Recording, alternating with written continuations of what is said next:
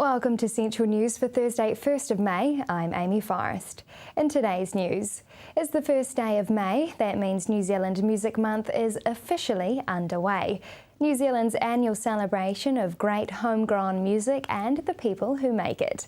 New Zealand Music Month first kicked off in the year 2000 with 31 days of celebrating local music in our venues, libraries, schools, parks, on our screens and on our stereos. Again this year, Central News have jumped on board and will be interviewing local artists from our regions throughout the month for you to enjoy.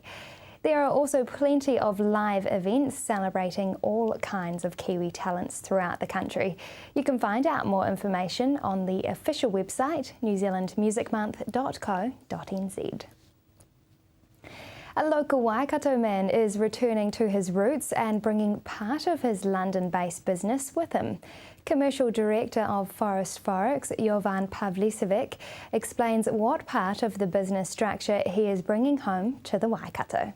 The piece that we're bringing back is the international money transfers piece, and that is looking at servicing anyone who has a need to send their currency overseas. So it could be an SME, small business with suppliers overseas they're importing stuff from, and we'll help them with getting their currency over there. The University of Waikato has just been confirmed as one of the top 50 universities in the world in its peer group. In its 50th anniversary year, the university has been ranked at 44 out of 5,000 universities in the influential Times Higher Education Top 100 Under 50 list. 2 positions better than when the rankings were last issued in 2013 and 14 places higher than the 2012 ranking. Vice-Chancellor Professor Roy Crawford says the improved ranking is the perfect ending to the university's first 50 years. He says we can all be extremely proud of this achievement. While we do not have generations of history behind us, we have forged our own path and created a student experience that is world-class. Bay of Plenty patients are set to benefit from a $3.5 million national boost in funding for colonoscopies. Health Minister Tony Ryall says this boost will help Bay of Plenty DHB deliver up to 370 extra colonoscopies for patients most in need. A colonoscopy can identify whether a person has cancer or precancerous growths. Tony says being diagnosed with cancer can be traumatic, but we know that bowel cancers found and treated early can often be cured. Some waiting times for a colonoscopy are still not ideal, as DHBs have traditionally been stretched to keep up with demand from a population that is both growing and ageing. The funding boost is the latest in a range of recent government initiatives aimed at improving colonoscopy delivery. Taking a look at the marine forecast now. Raglan variable 10 knots, high tide is at 12:01 p.m. Over the hill to Tauranga now, southwest 15 knots, easing Friday morning variable 10 knots, high tide is at 9:20 a.m. Just ahead, puppy walking for the blind. Join us after the break.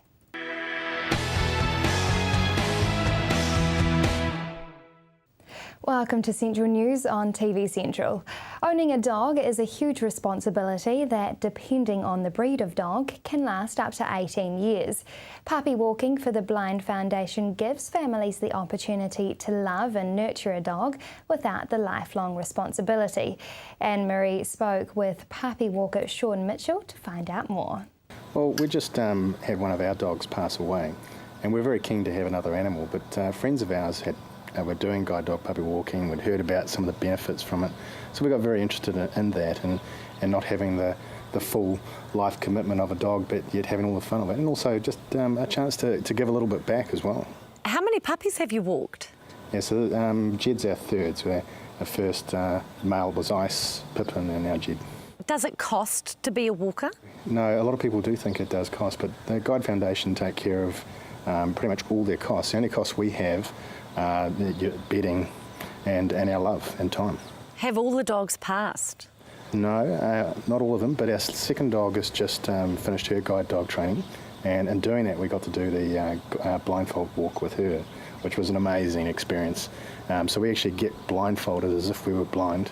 And it's not just a little bit, it's completely blind. And you have to put all your trust in her to walk you down the streets. And it's an amazing feeling to see her be completely trained and reached her potential, as well as having to give all your trust in that dog. So you can see why people get so attached to the animals, having to give the 100% trust to them to let them walk around.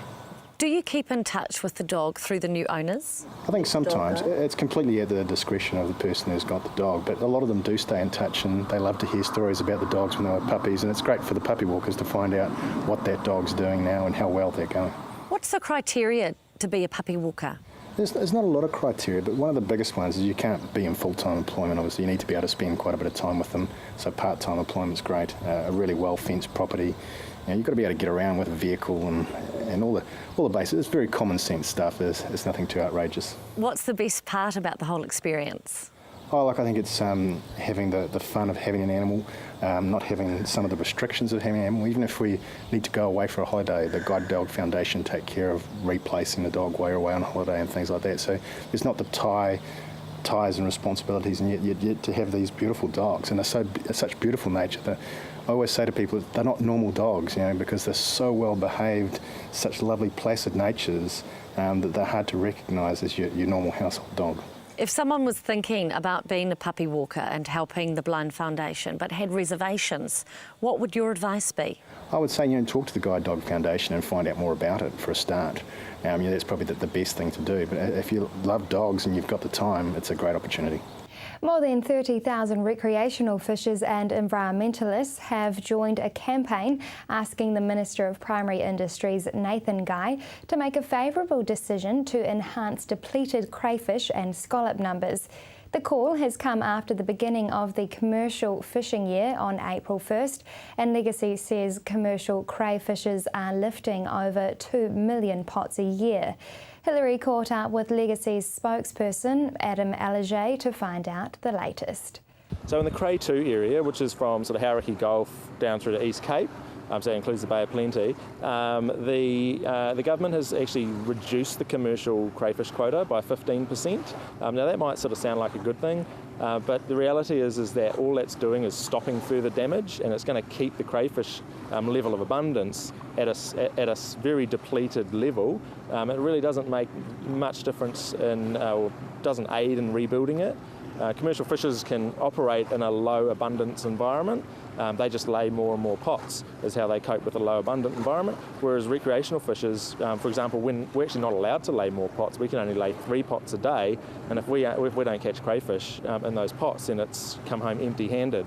So recreational fishers are really unhappy that the ministers decided instead of meaningful rebuild to the cray fishery, that he's gone for keep it at the same level, which recreational fishers are just not happy at. Do you think then that recreational fishers are a part of the problem?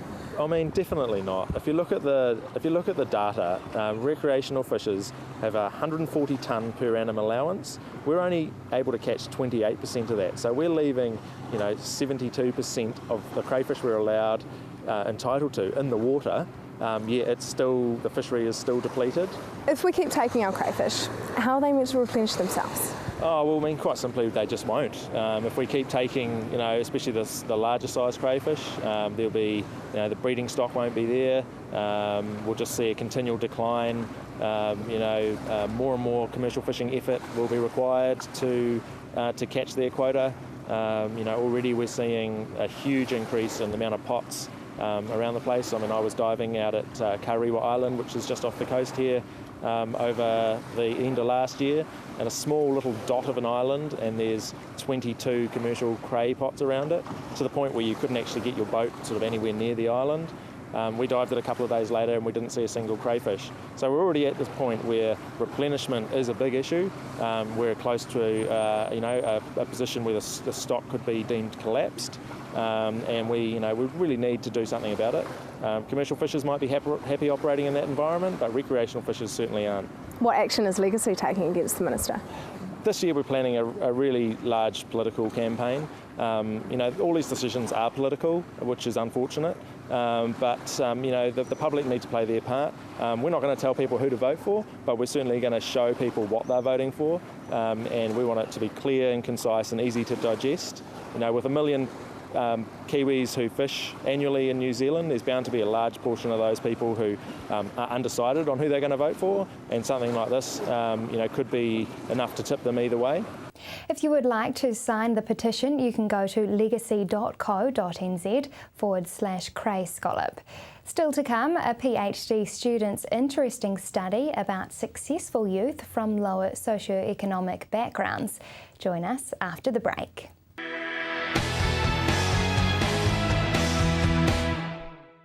Welcome back. The Waikato University has celebrated its first PhD student who studied from undergraduate to PhD level entirely at the Tauranga campus, and the PhD is on a very interesting subject. Nadine Ballum's research was into what makes successful youth from lower socioeconomic backgrounds overcome adversities, and if we can learn anything from these inspirational people. Hilary found out if any of the findings were surprising. Yes, there was. In particular, I took a risk and resilience focus to my study, so meaning that poverty or low socioeconomic circumstances is considered to be a risk factor for young people, which means that in terms of life outcomes, they're probably less positive than they could be. And I'm talking educational outcomes, health outcomes, and a protective factor is actually high intelligence, or having a gift or a talent is considered to be a major protective factor. So I expected to find that it worked like that their giftedness actually boosted their confidence perhaps and spurred them on, and their personal circumstances actually impacted negatively on them. But what I found was the opposite with this group of children or young people. They talked about their personal circumstances as being a driving factor, and so they talked about it in quite a positive sense, that while it was hard and it was challenging as they grew up, actually it had been something that had been quite pivotal in their achievement later on, because they wanted to break cycles in their families, and lots of them talked about breaking the poverty cycle and being a role model for their families and people around them in the same circumstances. And then they talked about giftedness a lot as being quite negative. So, for example, being gifted brings with it a weight of expectations from other people and also from themselves. So knowing that they could perform to high levels, they sort of expected that of themselves, but also had other people expecting that of them as well. So, there were negatives and positives associated with both socioeconomic circumstances and giftedness, but it was sort of the opposite to what I expected for this group of people. You found that some of the students felt like they were living in two different worlds. Yes, the students that I interviewed were actually a range of cultures, and a lot of what came out of the study was around identity, and as you would expect, being a different culture and perhaps a minority culture in a school setting, you might feel like you're living in one world at home in a particular cultural setting, and then in school, we're predominantly in New Zealand, our schools are middle class, European based, so our teaching profession is made up of female middle class European teachers, and sometimes the school, every person has a lens that you do things through your own experiences, so sometimes the ways that schools are structured or set up don't necessarily cater to minority cultures in the best way, and schools do a really good job of trying to cater for a range of diverse backgrounds. That was one example, but probably the most significant example is that some of these young people came from families where they were the first to get as far as they had in terms of education, families that, you know, there were generations and generations of people that were living on benefits and had not, you know, done or been able to do much with their lives for various reasons.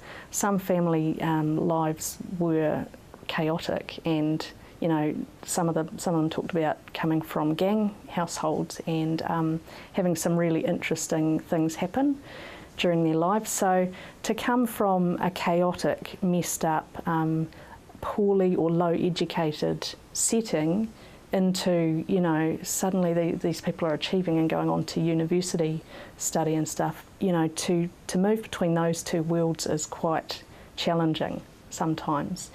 And yeah, they talked a lot about feeling a bit not quite in either world because they had to move between both and change for each setting. What was their secret? I mean, what drove these people to succeed? I think it would be probably a bit dangerous of me to say that I came up with the remedy or the solution. I sort of view my study as a building block, so it's you know, it's given a bit of a first glimpse into what it was like for these people. And I guess I need to remember too that these people had been awarded scholarships because of their high achievement, so they're probably in a much better space than young people who might be talented but haven't been recognised as such, and are maybe frustrated because they're not getting the opportunities that these young people had. But for these people, what did come out was that they were extremely opportunistic. So there seemed to be a quite common characteristic of opportunism. In other words, they recognised opportunities that perhaps other young people wouldn't. They picked up on them. They were able to either know what to do with them or know who to ask to set them in the right direction. After the break, the Young Innovators Awards. Join us then.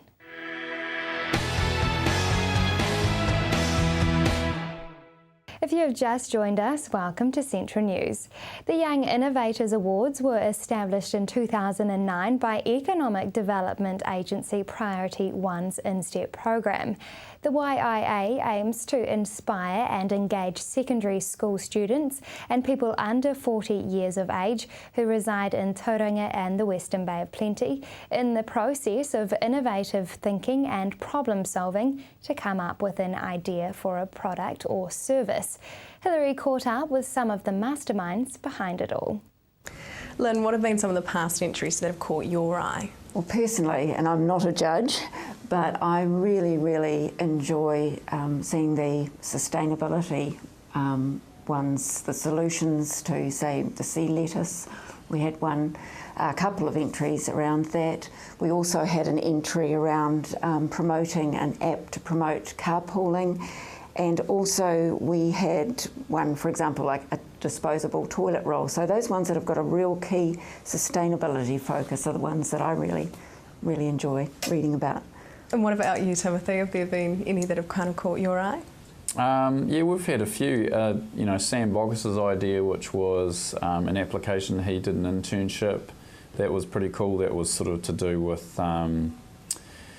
it's probably to do with health in flight and, you know, DVT, thrombosis, things like that. And then the one last year, Harry's gutter cone, which was pretty cool. So that was basically an ice cream cone that basically didn't fall to bits and drip all down the sides. That was quite cool. He did his internship last year as well. So there's lots of pretty neat ideas like that, and it's really great having them like in the studio and seeing, you know, you sort of work with them to help to try and realise their idea a bit further. Why does Locus Research choose to support the YIA Awards? We've always been involved with educational programs, and I think the Young Innovator Awards, which were developed, you know, by Priority One and InStep, I think they represented something that we could engage with within our region, because virtually all of the other stuff used to be at a national level. So, you know, the challenge is it's not in the Bay of Plenty. So being involved so directly with students in schools and helping them see what a potential career looks like. I mean, when I was their age, I had no idea that what I do today existed. And it took me quite a circuitous route to get there. So, I mean, even from that side, it's nice to be able to illustrate to them that they can do such a fun job. How important is sustainability now in the workplace? I think these days it's vital. I mean, any student that's coming through YA really needs to try and get a handle around the idea and how that they can apply it in their work, particularly if you consider that innovation's primarily taking products and services to market. If those products and services aren't sustainable, then you have a problem at the end of the day. So it's pretty critical that they understand it. I mean, how we're trying to communicate it to them comes back down to the idea of it can be both a product or a service, is that some physical products can be removed by making it a service, which may remove something from having to be produced.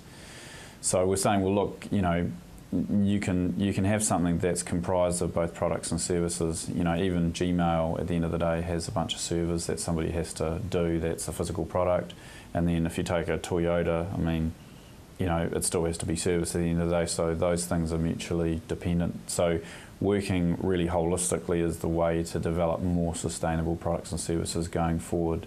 And most businesses these days, I mean, whilst they have an idea about it, they're led by people who probably don't fully understand it, and it isn't really in their, they've struggled to sort of integrate it into the way that they work on a day-to-day. I mean, you look at our kids now, recycling is institutionalised in school, all of those sort of things. So the kids coming through, they're definitely going to be the ones that'll make the difference. If you would like to enter, you can find out more details on the website yia.co.nz. Now for our region's weather.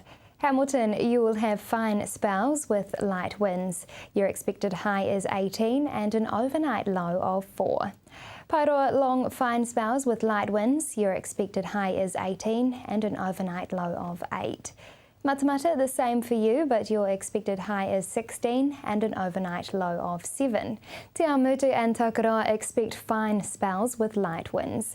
Te Awamutu, you have 18 and 4, and Tokoroa, you have a high of 16 and a low of 3. Now to the Bay of Plenty, Tauranga, you have fine with light winds. Your expected high is 18 and an overnight low of 9. And Te Puke, the same for you, with a fine day, an expected high of 17 and an overnight low of 8. That's Central News for today. Make sure you like us on Facebook and let us know if there's news or an event in your community. Thanks for joining me. I'm Amy Forrest. Ka kite anō.